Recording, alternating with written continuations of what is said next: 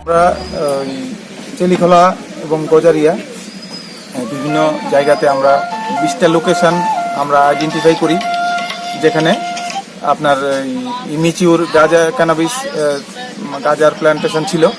তো 242 battalion CRPF, forest department, আমাদের বিশালগড় থানার পুলিশ, আমরা সবাই মিলে এই অভিযানে অংশগ্রহণ করি এবং আমরা এই 20টা প্লটে আনুমানিক প্রায় 75,000 গাঁজা গাছ ইমিচিউর এগুলিকে আমরা ধ্বংস করি।